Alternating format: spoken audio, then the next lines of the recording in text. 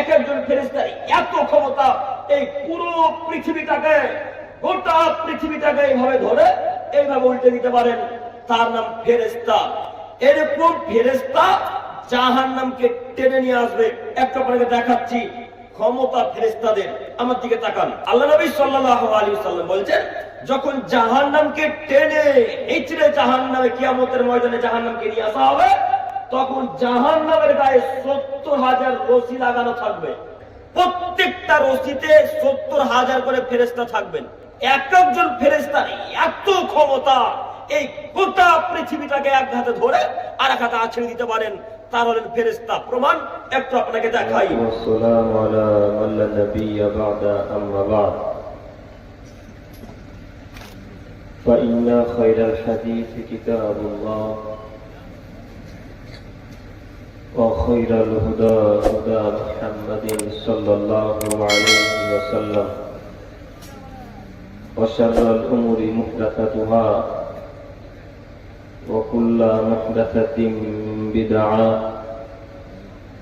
وكل بدعة ضلالة وكل ضلالة في النار أعوذ بالله من الشيطان الرجيم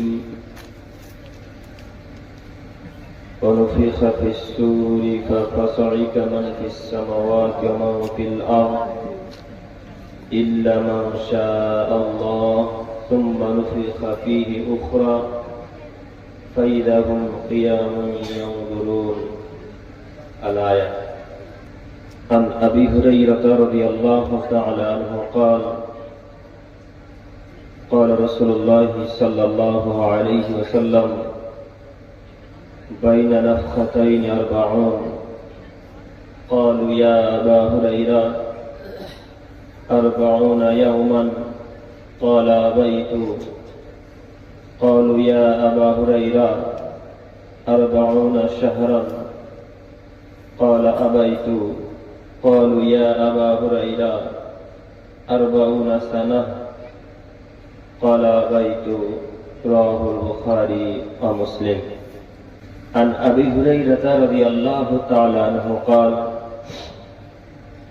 قال رسول الله صلى الله عليه وسلم ثلاثة لا يكلمهم الله يوم القيامة ولا يزكيهم ولا ينظر إليهم ولهم عذاب أليم شيخ زان ملك كذاب وعائل مستكبر. রাওয়াহু মুসলিম ওয়াল মিশকাত। শ্রদ্ধেয় যোগ্যতম সভাপতি সাহেব ও আমার সামনে বসে থাকা দিনী ভাই ও পর্দার আড়ালে মা ও বোনেরা, প্রশংসা আল্লাহ সুবহানাহু ওয়া তাআলার জন্য। শান্তি অবতীর্ণ হোক আল্লাহ রাসূলের উপর সাল্লাল্লাহু আলাইহি ওয়াসাল্লাম। সম্মানিত উপস্থিতি, বক্তব্য শুরু করার প্রথমেই আপনাদের সাথে আমার জরুরি কয়েকটি কথা। তার সর্বপ্রথম জরুরি কথা হচ্ছে এই যে আপনারা প্রত্যেকেই বাড়ি থেকে বলে এসেছেন যে আমরা আজকে জালসা শুনতে যাচ্ছি অমুক গ্রামে, তাই না? আপনারা প্রায় মানুষই বাড়ি থেকে পিতামাতাকে বলে এসেছেন যে আব্বু আম্মু আজকে আমাদের শঙ্করপুরে জালসা, তো আমরা শঙ্করপুর জালসা শুনতে যাচ্ছি। তো এখন যে কাপুরুষ সন্তানগুলো রাস্তাতে বাঁধের ধারে ঘুরে বেড়াচ্ছে, মেলার দোকানে দোকানে, এরা কি মিথ্যুক নয়? কথা আমি বোঝাতে পারলাম না মনে হয়। এরা কি মিথ্যুক নয়? এরা কি ওর আম্মু আব্বুকে ধোকা দেয় না? কথা বলে না? কথা বলেন না? একটু ধোকা দিচ্ছে। এখন ওরা ঘুরে বেড়াচ্ছে, তার মনে ও ওর আব্বু আম্মুকে মানুষ মনে করে না, তাই মিথ্যা কথা বলে আজকে এই শঙ্করপুরে এসেছে। যদি আসলে আব্বু আম্মুর মর্যাদা বুঝতো, আসলে যদি আব্বু আম্মুকে সম্মান করতো, অন্তত মিথ্যা কথা বলে এসে আজকে ওই মেলার দোকানে আড্ডা মারত না, তাই না? আসলে তারা সম্মান করে না বলেই পিতামাতাকে মিথ্যা কথা বলে আজকের এই গুরুত্বপূর্ণ দিনই সভাতেও মিথ্যা কথা বলে আসতে হয়েছে। সম্মানিত যুবক ভাইয়েরা, এই জায়গাতে আবারও আসবো, তার আগে আরো আপনাদের সাথে কথা। সেই কথার মধ্যে হচ্ছে যে আপনারা শঙ্করপুরের প্রায় সকলেই শিক্ষিত মানুষ, এটা আমার গবেষণা বলে। আমি যতদূর জানি আপনাদের আশেপাশে আমতলা মাদ্রাসা আছে, তাই না? আরো অনেক মাদ্রাসা আছে, যাই হোক আমি হয়তো নাম জানি না। তো মাদ্রাসাতে অনেকেই শিক্ষা গ্রহণ করেছেন, শিক্ষা অর্জন করেছেন, কেউ বা স্কুলে শিক্ষা অর্জন করেছেন। এই ভিত্তিতে আমি বলতে চাইছি যে আপনারা শঙ্করপুরের প্রায় মানুষ শিক্ষিত। তো এইবার আমি আপনাদেরকে বলি, এখন যে গতিতে, যে নীতিতে, যে জায়গাতে বসে আছেন, এটা কোন শিক্ষিত মানুষের পরিচয় হলো?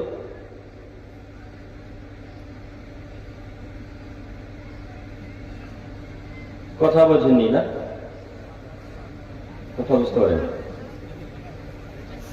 এখন যে ফাঁকা ফাঁকা জায়গা করে বসে আছেন, এইখানে 2 জন লোক, ওইখানে 20 জন লোক, আবার ওখানে 40 জন লোক, আবার ওখানে 2 জন লোক, এইভাবে যে ফাঁকা ফাঁকা করে বসে আছেন, এটা কোনো শিক্ষিত মানুষের পরিচয় হলো কি? হলো না।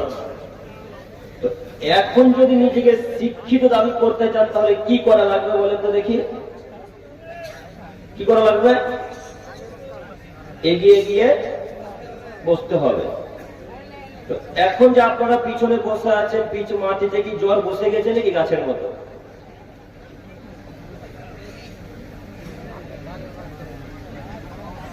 এত বড় একটা দিনী সভাতে একটু আগে মাদানী সাহেব বক্তব্য রাখছিলেন, যেমন তেমন ব্যাপার।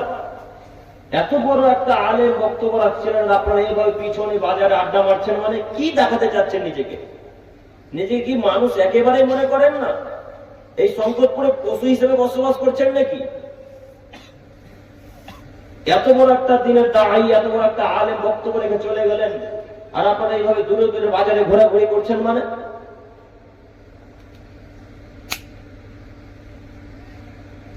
সম্মানিত উপস্থিতি, বলছিলাম যে শিক্ষিত তো তারাই যারা আল্লাহ এবং তার রাসূলের উপদেশকে গ্রহণ করে নাই, তারাই শিক্ষিত, তাই না? শিক্ষিত তো তারাই যারা আল্লাহ এবং তার রাসূলের বিধানকে মেনে নেয়, তারাই হলো শিক্ষিত। কথা আল্লাহ বলছেন, এ কথা আল্লাহ রাসূলও বলছেন। আল্লাহ তাআলা বলছেন, ইন্নামা ইয়াতাযাক্কারু উলুল আলবাব, নিশ্চয় যারা শিক্ষিত মানুষ, নিশ্চয় যারা জ্ঞানীগুণী মানুষ, তারাই উপদেশ গ্রহণ করে, তাছাড়া কেউ উপদেশ গ্রহণ করে না। এক কথায় শিক্ষিত মানুষ যারা, তারাই শুধুমাত্র উপদেশ গ্রহণ করবে, শিক্ষিত ছাড়া কেউ উপদেশ গ্রহণ করবে না। তো কাজেই নিজেকে যদি এখন শিক্ষিত মানুষ ভাবেন, তাহলে আপনারা এখন পর্যন্ত যারা রাস্তাতে আড্ডা মারছেন, তাদেরকে আমি অনুরোধ করে বলছি, এই মাইকের আওয়াজ যতদূর পর্যন্ত যাচ্ছে, আপনাকে আমি অনুরোধ করি, যে কোনো মূল্যে আপনাকে স্টেজের সামনে আসার চেষ্টা করতে হবে, যে কোনো মূল্যে। আর যদি নিজেকে মানুষ না মনে করেন, তো বাড়ি চলে যান, আমার কোনো যায় আসে না। আমাদের 2-3 জনকে নিয়ে সামনে বক্তব্য দেওয়ার অভ্যাস আছে, আপনি জানেন কি? 2-3 জন 5 জনকে নিয়ে সামনে রেখে বক্তব্য দেওয়ার অভ্যাস আছে। আপনার বেশি সংখ্যার কোনো প্রয়োজন নেই। আমাদের কথা হচ্ছে, আমরা এমন গতিতে বক্তব্য রাখবো, এমন কথা বলবো, রাসূলের এবং আল্লাহ এবং রাসূলের বাইরে একটা বাক্য বলবো না। শুনতে ভালো লাগলে থাকবেন, না ভালো লাগলে চলে যাবেন। আমাদের উদ্দেশ্য মানুষের মন জয় করা নয়, একমাত্র আল্লাহকে খুশি করা। যাতে কার তিতা লাগলো, কার মিঠা লাগলো, আমাদের দেখে কোনো লাভ নেই। তাই আপনাকে আমি অনুরোধ করে বলি, মানুষের পরিচয় দিয়ে জালসার ইস্তেমা আসার চেষ্টা করুন, মানুষের পরিচয় দিয়ে। পশু প্রাণীর পরিচয় দিয়ে এই জালসা প্রাঙ্গণে আসার কোনো প্রয়োজন নেই।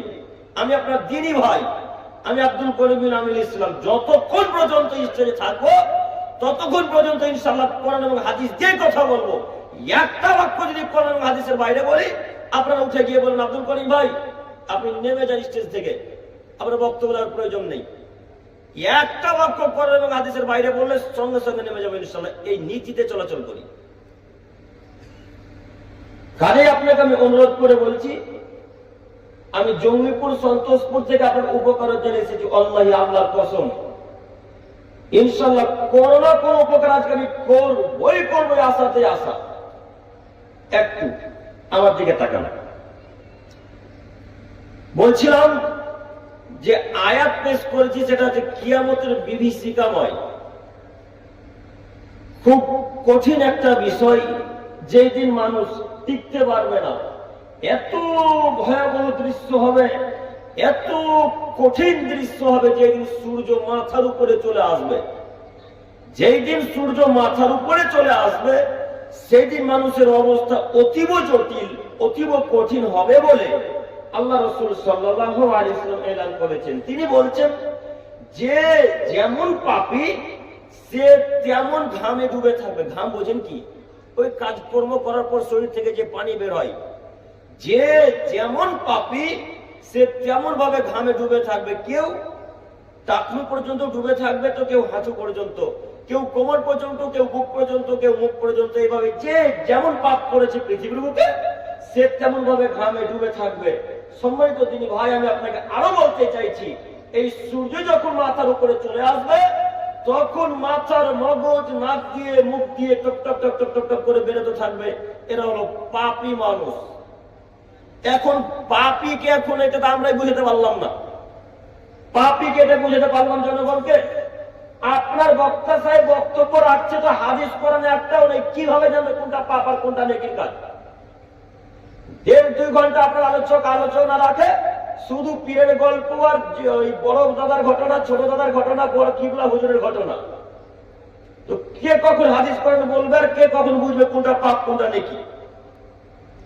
এখন আপনাকে আমি বলতে চাইছি, যদি আপনি সালাত আদায় না করে মৃত্যুবরণ করেন, নামাজ না আদায় করে যদি মৃত্যুবরণ করেন, তাহলে আপনি এইভাবে আপনাকে শাস্তি দেওয়া হবে। আপনার ঘাম আপনার মগজ নাক মুখ দিয়ে বেরোতে থাকবে। একটু হিসাব নিকাশ করে চলবেন। এখানে আবারও আসবো, তার আগে জরুরি কয়েকটি কথা বলি। আল্লাহ সুবহানাহু ওয়া তাআলা বলেন, অনুফিখা ফিস সূর, যেই দিন ইসরাফিল আলাইহিস সালাম ফুঁক দিবেন বাঁশিতে। একটু আমার দিকে তাকান। প্রত্যেকটা ফেরেশতাকে আল্লাহ সুবহানাহু ওয়া তাআলা কোনো না কোনো কাজে নিযুক্ত করে রেখেছেন। প্রত্যেকটা ফেরেশতাকে আল্লাহ সুবহানাহু ওয়া তাআলা কোনো না কোনো কাজে নিযুক্ত করে রেখেছেন। আপনারা সকলেই জানেন যে যিনি জান কবজ করেন তার নাম কি? আজরাইল। সবাই আজরাইল নামে চিনে। আসলে কি নাম আজরাইল? কি নাম? মালাকুল মাউত আলাইহিস সালাম। প্রত্যেকটা ফেরেশতাকে আল্লাহ সুবহানাহু ওয়া তাআলা কোনো না কোনো কাজে নিযুক্ত করে রেখেছেন। তেমনি আল্লাহ তাআলা মালাকুল মাউতকে আত্মাকে ছিনিয়ে নিয়ে যাওয়ার জন্য নিযুক্ত করে রেখেছেন। 1 2 জিবরাইল আলাইহিস সালাম, তাকে আল্লাহ তাআলা কোন কাজে নিযুক্ত করেছিলেন? ওহীর কাজে। তিনি নবী রাসূলদের কাছে ওহী নিয়ে আসবেন, কোরআন হাদিস নিয়ে আসবেন, তাওরাত ইনজিল জবুরে যা যা নাজিল হয়েছে সেগুলো নিয়ে আসা তা কি ছিল? কাজ ছিল। তিনি হচ্ছেন ফেরেশতাদের লিডার। তো এইভাবে আল্লাহ সুবহানাহু ওয়া তাআলা ইসরাফিল আলাইহিস সালামকেও বাঁশিতে ফুঁক দেওয়ার জন্য প্রস্তুত করে রেখেছেন। ওই যে আল্লাহ তাআলা দায়িত্ব দিলেন ইসরাফিলকে, যেদিন থেকে ইসরাফিল আলাইহিস সালামকে দায়িত্ব দেওয়া হয়েছে, সেদিন থেকে আল্লাহ দিকে এইভাবে তাকিয়ে আছেন, কান খাড়া হয়ে আছে। কখন আল্লাহ আমাকে আদেশ করে, কখন বাঁশিতে ফুঁক দিই, কখন আল্লাহ আমাকে আদেশ করে, কখন বাঁশিতে ফুঁক দিই। বুখারী মুসলিম। আল্লাহ নবী বলছেন, আল্লাহ সুবহানাহু ওয়া তাআলা ইসরাফিলকে যেদিন থেকে আদেশ করেছেন, সেদিন থেকে ইসরাফিল আলাইহিস সালাম চক্ষুকে আর কর্ণকে এদিক ওদিক করেন না। কেন? আমি যদি চক্ষুকে এদিক ওদিক করি, কর্ণকে এদিক ওদিক নিয়ে যাই, তাহলে হয়তো আল্লাহ সেই সময় আমাকে আদেশ করে দিবে, আমার আদেশ আল্লাহর মান্য করা হবে না। তাই তিনি ওইভাবে সেই দিন থেকে তাকিয়ে আছেন, যেদিন থেকে আল্লাহ তাকে আদেশ দিয়েছেন, দায়িত্ব দিয়েছেন। এটা হলেন ইসরাফিল আলাইহিস সালাম। তো আল্লাহ তাআলা এমন এমন ক্ষমতা এক একজন ফেরেশতাকে দিয়েছেন। আল্লাহ ফেরেশতাদেরকে এত ক্ষমতা দিয়েছেন, আল্লাহ ফেরেশতাদেরকে এত ক্ষমতা দিয়েছেন, এই গোটা পৃথিবীটাকে ফেরেশতা একজন ফেরেশতা এইভাবে ধরে উল্টে দিতে পারেন। একজন ফেরেশতার এত ক্ষমতা এক একজন ফেরেশতার এত ক্ষমতা, এই পুরো পৃথিবীটাকে গোটা পৃথিবীটাকে এইভাবে ধরে এইভাবে উল্টে দিতে পারেন। তার নাম ফেরেশতা। এরকম ফেরেশতা জাহান্নামকে টেনে নিয়ে আসবে। একটু আপনাকে দেখাচ্ছি ক্ষমতা ফেরেশতাদের। আমার দিকে তাকান। আল্লাহ নবী সাল্লাল্লাহু আলাইহি ওয়াসাল্লাম বলেছেন, যখন জাহান্নামকে টেনে হিচড়ে জাহান্নামে কিয়ামতের ময়দানে জাহান্নামকে নিয়ে আসা হবে, তখন জাহান্নামের গায়ে 70,000 রশি লাগানো থাকবে। কত হাজার বললাম? একটু কথা বলবেন আমার সাথে, ঠিক আছে? 70,000 রশি জাহান্নামের গায়ে লাগানো থাকবে। প্রত্যেকটা রশিতে 70,000 করে ফেরেশতা থাকবেন। প্রত্যেকটা রশিতে কত হাজার করে ফেরেশতা? 70,000 করে ফেরেশতা। এক একজন ফেরেশতার এত ক্ষমতা, এই গোটা পৃথিবীটাকে এক হাতে ধরে আর এক হাতে আছড়ে দিতে পারেন। তার হলেন ফেরেশতা। প্রমাণ একটু আপনাকে দেখাই। যখন মুহাম্মদ সাল্লাল্লাহু আলাইহি সাল্লাম তায়েফের ময়দানে দাওয়াত নিয়ে গেলেন, তায়েফবাসীকে বলছেন আল্লাহ এক আল্লাহর ইবাদত করা লাগবে। আমি আল্লাহ রাসূল, আমার কথা মান্যতা দিতে হবে। আল্লাহর ইবাদত করা লাগবে। এই মূর্তির পূজা করা যাবে না, এই মানুষের পূজা করা যাবে না। ওই যে তায়েফের সরদার, তায়েফের যারা নেতা, যারা দায়িত্বশীল, তারা তায়েফের ছেলেদেরকে একটু খেপিয়ে দিল। এরা বলল, আরে একজন মানুষ এসেছে আরব থেকে, এই লোকটা পাগল মানুষ, একে পাথর মেরে চূর্ণ বিচূর্ণ করে তার মাথায় রক্তাক্ত করে দাও। বাচ্চা মানুষ, ছেলে মানুষ, বোঝে না, যা আদেশ করে তাই পালন করে। ওরা ওদের নেতাদের সরদারদের কথা শুনে মুহাম্মদ সাল্লাল্লাহু আলাইহি সাল্লামের মাথাকে চোট করে মারলেন পাথর, একেবারে মুহাম্মদ সাল্লাল্লাহু আলাইহি সাল্লামের মাথাকে ফাটিয়ে রক্ত বের করে দিলেন। মুহাম্মদ সাল্লাল্লাহু আলাইহি সাল্লামের মাথাতে রক্ত বের হচ্ছে, শরীর ফেটে গেছেন। এমন অবস্থায় আল্লাহ সুবহানাহু ওয়া তাআলা ফেরেশতা পাঠালেন মুহাম্মদের কাছে, মুহাম্মদ সাল্লাল্লাহু আলাইহি সাল্লামের কাছে এসে ফেরেশতাগণ বলছেন, আল্লাহর নবী একটু বলেন না, আমি তায়েফবাসীকে পাথরের সাথে মিশিয়ে ধুলিসাৎ করে দিই। আল্লাহ একটু বলেন না, আমাকে একটু শুধু আদেশ করেন না, এই তায়েফবাসীকে পাহাড়ের সাথে মিশিয়ে একেবারে মাটির সাথে নিস্ত নাবুদ করে দেবো, মিটিয়ে দেবো। আল্লাহ একটু শুধু আদেশ করেন। আল্লাহ নবী সাল্লাল্লাহু আলাইহি সাল্লাম বললেন, না না না না না না, আমি তো ওদের হেদায়েতের জন্য এসেছি, আমি কোনো তাদেরকে মারতে বলবো। আল্লাহুস সামাদ। কত বড় হৃদয়ের মানুষ হলে, কত বড় অন্তরের মানুষ হলে এরকম কথা বলতে পারে? যারা মেরে মাথা ফাটিয়ে দিল, যারা শরীরকে ফাটিয়ে দিল, তাদের জন্য আবার বলছেন না না না ফেরেশতাগণ, এদেরকে মারা লাগবে না, এরাই তো আমার দাওয়াত গ্রহণ করবে, এদেরকে আমি দাওয়াত দেব। ইনি হলেন মুহাম্মদ সাল্লাল্লাহু আলাইহি সাল্লাম। পাহাড় যে কত বড় আমি আপনাকে কি দিয়ে বুঝাবো। এত বড় পাহাড়কে তিনি বলছেন একটু শুধু আদেশ করে গোটা তায়েফবাসীকে আমি মাটির সাথে মিশিয়ে দেবো। আপনাকে বোঝাতে পারছি ফেরেশতার ক্ষমতা, ফেরেশতাদের ক্ষমতা। এরকম ফেরেশতাগণ 70,000 ফেরেশতাগণ এক একটা রশিতে থাকবেন, 70,000 রশি থাকবে। তাহলে জাহান্নাম কত বড় হবে আমি আপনাকে কি দিয়ে বুঝাই? জাহান্নাম কত বড় আমি আপনাকে কি দিয়ে বুঝাই?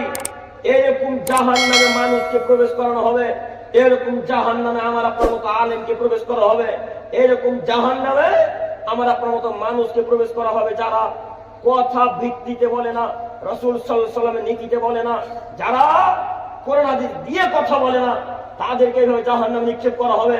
এবং যারা সালাত আদায় করে না, তাদেরকে ওই জাহান্নামে নিক্ষেপ করা হবে। একটু আমার দিকে তাকান। সারা পৃথিবীর গাছপালা, সারা পৃথিবীর পশু, সারা পৃথিবীর জিন, সারা পৃথিবীর মানুষ যদি একসাথে জাহান্নামের গেট দিয়ে ঢুকে যায়, সারা পৃথিবীর পশু প্রাণী, গরু ছাগল, উটুম্বা, ভেড়া, মানুষ, জিন, যত জাতি আছে, এরা সবাই যদি একসাথে জাহান্নামের গেট দিয়ে ঢুকে যায়, জাহান্নাম আঁচ করতে পারবে না যে আমার ভিতরে কিছু প্রবেশ করলো।